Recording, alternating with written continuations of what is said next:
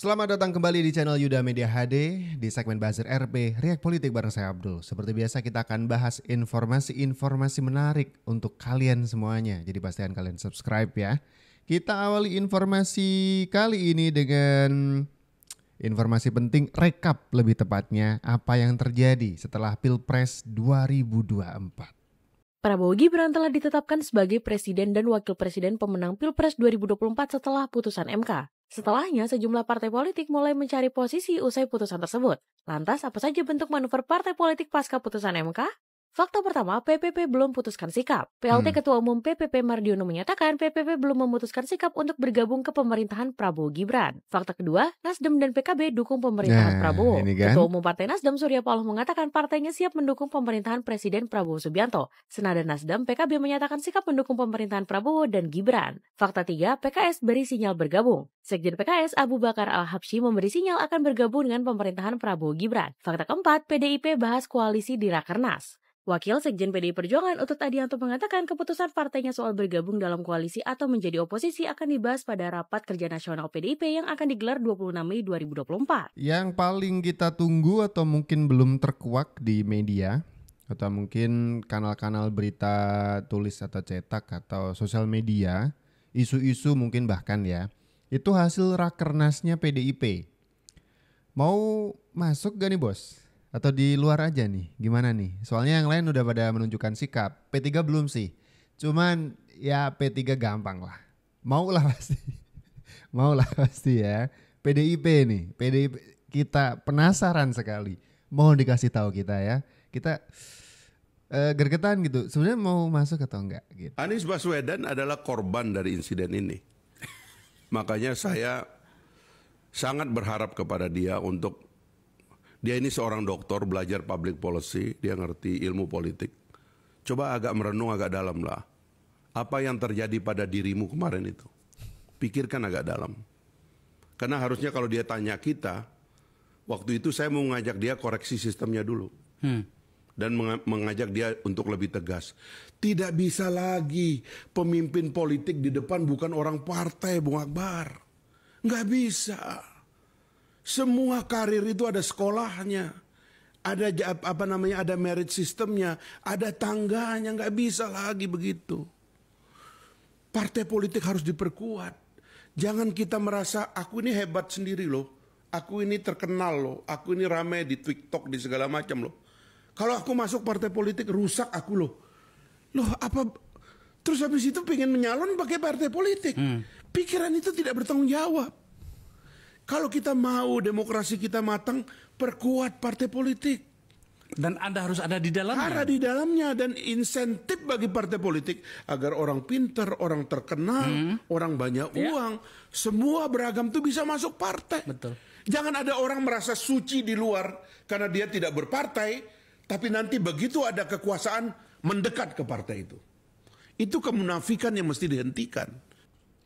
Debatable ya sampai sekarang ya. Anies nih sebenarnya figur yang dilamar oleh partai atau Anies yang punya ambisi untuk menjadi orang nomor 1 di Indonesia. Itu mungkin sudah terlihat waktu di Jakarta. Kemudian menggunakan partai sebagai pintu masuknya. Kalau kalian setuju yang mana nih?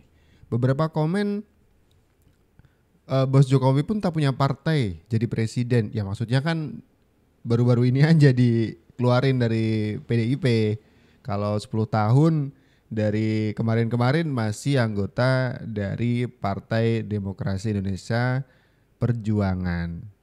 Kemudian ada Aka Triputra, biarkan Anies ditinggal partai tapi Anies punya rakyat.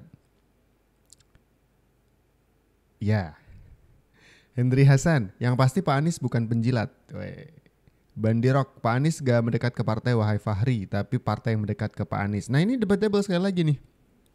Kalau menurut kalian semuanya, sebenarnya Anies Baswedan dengan nama besarnya itu yang punya ambisi untuk jadi pemimpin orang nomor 1, kemudian menggunakan pintu masuk lewat partai untuk proses pemilunya, atau partai yang sebenarnya mendekati Anies. Jadi ini biar gak salah-salahan gitu. Ijab kabulnya di awal bagaimana gitu. Kalau menurut kalian seperti apa?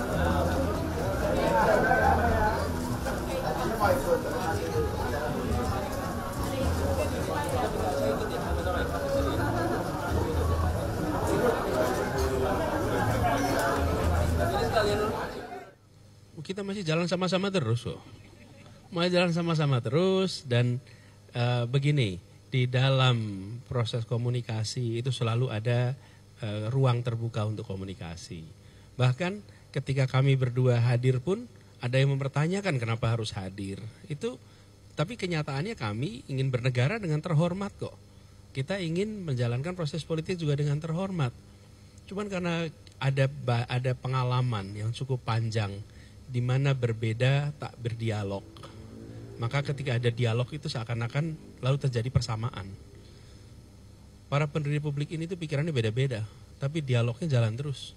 Dan kita terbiasa dialog itu. Nah, kita harus mulai membiasakan bahwa duduk satu meja untuk berdialog walaupun berbeda itu normal. Jangan kalau duduk satu meja diartikan berarti akan sama semua. Ini komentar dari Anies. Anies merasa tidak ditinggal kok teman-teman.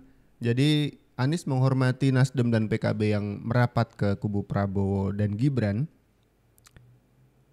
Tapi gini deh, coba statement ini kemudian disandingkan dengan statement pas waktu debat Capres kemarin. Pasti jomplang banget.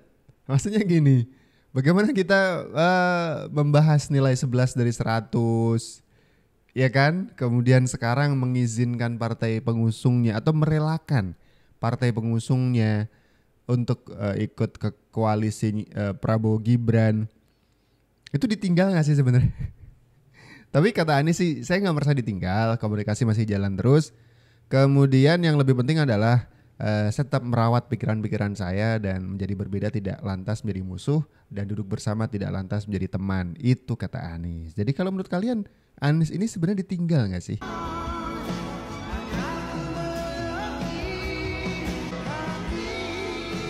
Ya coba.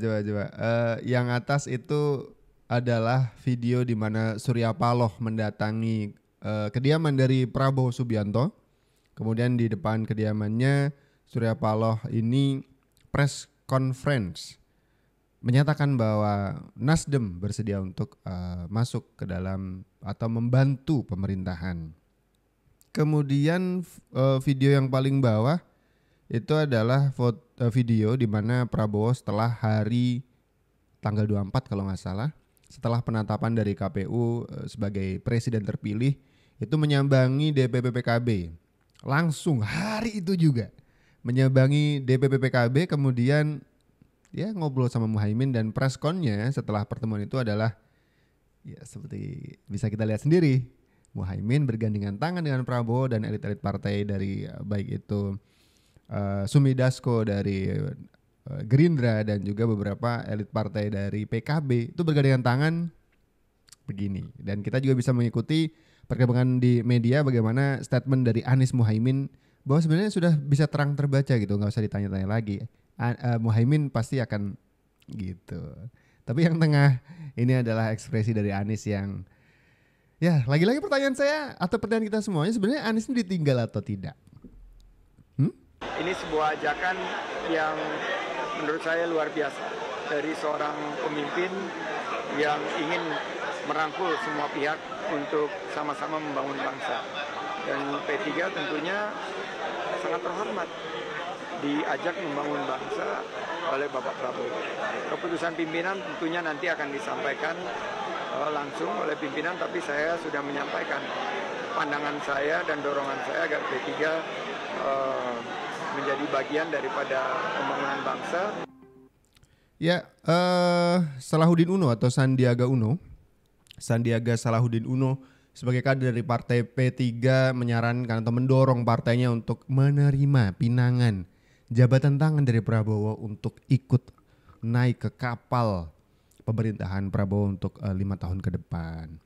Walaupun secara statement resmi dari pimpinan partai P3 ini belum menentukan arahnya begitu, tapi beberapa statement gantung juga sih, biasa politisi gitu ya. Kami membuka ruang diskusi yang lebar dan kami bersedia untuk menjadi salah satu motor di pemerintahan kali ini, bekerja sama mungkin maksudnya, tapi secara statement partai belum. Tapi kalau kata Sandiaga Uno sih sebaiknya begitu gitu. Gimana kalau menurut kalian P3 ini masuk gak sih secara hasil ya? Secara hasil di Pileg kemarin rendah nih di bawah 4%. Jadi untuk legislatifnya waduh apakah kehilangan kursi legislatif dan juga tidak menjadi koalisi merugikan sekali bagi P3 ya kan, sudah tidak koalisi, kursi di DPR juga hilang. Waduh, jangan dong. Partai Gelora menolak Partai Keadilan Sejahtera atau PKS bergabung ke dalam koalisi Prabowo Gibran. Melihat hal tersebut, Direktur Eksekutif Parameter Politik Adi Prayitno menilai penolakan itu merupakan sinyal kemarahan. Pasalnya Gelora memang sudah sejak awal mendukung Prabowo Gibran, sementara PKS mendukung paslon nomor urut 1 Anies Muhaimin.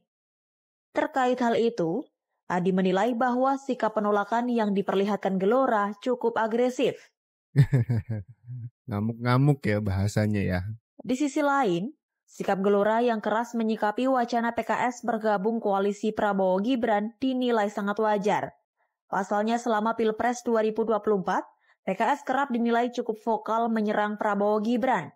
Sebab PKS memiliki ideologi yang berseberangan dan visi misi yang berbeda dengan paslon tersebut. Lantas Sekjen Partai Gelora Mahfuz Siddiq pun mempertanyakan keteguhan prinsip dan ideologi yang selama ini dipegang oleh PKS. Bahkan, Mahfuz menyindir apakah upaya elit PKS yang ingin bergabung dengan Prabowo sejalan dengan sikap para pendukungnya. Di sisi lain, Gelora menilai jika PKS bergabung dalam koalisi akan membuat perselisihan lantaran sikap politik keduanya bertolak belakang sejak Pilpres 2024. Sebelumnya, Sekjen PKS Abu Bakar Al-Habsyi melempar sinyal akan bergabung dalam koalisi Prabowo Gibran. Abu mengatakan memiliki hubungan yang terjalin sejak lama dengan Presiden terpilih Prabowo Subianto. Lantas PKS pun menilai tak sulit menentukan arah politik lantaran pernah menjadi oposisi maupun koalisi pemerintahan sebelumnya. Abu Bakar dari PKS ini pertama kali ngomong ke media kalau PKS ini cair gitu. Mau diajak ayo, nggak diajak nggak apa-apa. Itu waktu PKS nyambangin DPP PKB. Ya, jadi dari PKB-nya tuh udah oke, lampu hijau gitu, sesuai dengan warna partainya hijau gitu. Nah kemudian ketika ditanya Pak Abu Bakar nih PKS gimana nih? Ikut-ikutan PKB nggak nih? Gitu. Abu Bakar jawabnya juga politis ya. Itu tadi diajak ayo, nggak diajak nggak apa-apa. Komentar-komentar dari netizen macam-macam nih ya. Gelora itu partai ya? Kirain cuma ormas masyarakat ya, gimana sih bang? Udah ikut pemilu partai lah. Lagian orang-orang di dalam Gelora ini orang-orang lama, politisi-politisi lama macam Fahri Hamzah ya kan, politisi-politisi lama gitu, kawakan. Fun politik. Padahal gue mau PKS-nya gabung. Dijawab nih sama Klinik Lampu, emang ada yang nawarin? Ada dong, ditawarin. Kalau menurut kalian juga nih, saya pengen denger teman-teman cerita sih. PKS ini sebaiknya gabung nggak? Tulis di kolom komentar. Partai Persatuan Pembangunan dan Partai Kebangkitan Bangsa sepakat menjalin kerjasama di Pilkada Serentak 2024. Kesepakatan didapat usai pertemuan kedua ketua umum di markas PKB di Jakarta pada Senin 29 April 2024. Ketua Umum PKB Muhaimin Iskandar mengatakan, partainya bersama P3 sudah memetakan daerah-daerah mana saja yang bisa dijalin untuk berkoalisi. Kedua partai memastikan bersama-sama mencari sosok tepat untuk diusung menjadi kepala daerah. Muhaimin yakin sosok tersebut akan menjadi pemimpin yang bermanfaat bagi masyarakat. Berikutnya kami P3 dan PKB bersepakat untuk bersinergi di dalam pemilihan kepala daerah. Di berbagai daerah ada potensi kita untuk saling mendukung, saling menopang, mencari kader-kader bangsa yang terbaik. P3 dan PKB sepakat nih, kita temenan yuk. Waktu di Pilpres kemarin Anda dukung 03, saya di 01 bareng Anies. Tapi di Pilkada lain cerita bos, kita temenan sekarang ya kan. Menyita waktu agak banyak dalam pembicaraan. Agak banyak dan hampir sepakat pokoknya kita harus mengusung seseorang. Nah siapa dia ini masih rahasia. Masih rahasia, nanti kalau bocor ketahuan Khofifah bahaya. Siapa saja termasuk Pak Muhaimin akan mengumumkan kapan, di mana, siapa namanya, hanya beliau. Saya rasa kita semua menghormati hak-hak masing-masing partai politik untuk mengumumkan siapa, kapan, dan di mana. Bu, menanggapi statementnya Pak Said tadi, Bu? Kan nanti juga akan mendaftar. Iya, Muhaimin sih ya lucu-lucu gemes sih kalau kita dengar statement-statement Muhaimin. Mau itu di Twitter, mau di video-video yang direkam oleh awak media, itu lucu-lucu gitu. Di Twitter Muhaimin tuh berkelahi dengan Saifullah Yusuf, ya kan. Saifullah Yusufnya udah nyindir lama banget gitu. PKB itu besar bukan karena perseorangan, waktunya PKB untuk kembali ke pangkuan NU begitu. Ini soal Pilkada Jawa Timur nih, sama Khofifah gitu. Saya dari PKB sudah akan mengumumkan nanti, ya nantilah gitu. Tapi jangan sekarang, kalau saya umumin sekarang nanti ketahuan sama Khofifah bahaya. Jawabannya Bu Khofifah nggak kalah ngeselin, terserah Pak Muhaimin ya kan, mau umumin sekarang besok terserah aja, serah lu deh, serah lu, hak Pak Muhaimin gitu. Enteng ya nanggepinnya, enteng banget gitu. Sangat mungkin terjadi. Atau kemudian oposisi tapi yang sangat konstruktif. Artinya kalau ada kebijakan pemerintah yang bagus ya pasti kita dukung. PKB jadi akan pilih yang mana? Siapa? PKB. PKB saya kira akan mengambil posisi apa yang terbaik untuk rakyat Indonesia. Yaitu? Bukan yaitunya. Kita masih ada di bawah pemerintahnya Pak Jokowi sampai Oktober. Jadi saya kira tunggulah itu tanggal 20 Oktober nanti itu seperti apa. Iya, ini justru kejauhan. Jadi belum pulang. Iya, jadi karena masih jauh, terus kemudian kita juga punya mekanisme untuk mengambil keputusan. Ini. Ya, ini politisi PKB ya, Lulu Nur Hidayah, Lulu Nur Hamidah. Tuh vokal banget soal pemilu. Karena kan Muhaimin kan jadi wakilnya Anies di 01, ya pastinya nyerang terus tuh ke 02 lah terutama. Kalau 03 nggak terlalu deh kayaknya ya. Ke 03 nggak terlalu, tapi ke 02 bleng gitu. Tapi sekarang ketika PKB sudah merapat ke Prabowo, jawabannya tuh agak ngambang, kaleman dikit gitu. Ya saya kira PKB akan mementingkan kepentingan masyarakat, yaitu nah nantilah kita kasih tahu. Wah ini nih soal caleg perempuan terpilih pemilu 2024 nih naik ya dari 2019 yang cuman 20,5%. Di 2024 nih kesertaan caleg perempuan kemudian terpilih itu naik menjadi 21,9%. Jadi sekarang perempuan sudah ikut andil ke perpolitikan dalam negeri kita itu, sudah ikut andilnya istilahnya nambah gitu, sudah naik dan meningkat. Jadi politik sudah kemudian menjadi konsumsi perempuan juga, dan perempuan sudah melek politik sehingga banyak sekali caleg-caleg dari golongan wanita dari kalangan perempuan begitu maksudnya, yang kemudian terpilih juga nih akhirnya di 2024, naik daripada 2019 kemarin, naiknya 1,4%. Ya lumayan. Oke, segitu dulu video Buzzer RP Rek Politik kali ini. Nantikan juga video-video selanjutnya. Saya Abdul. Salam.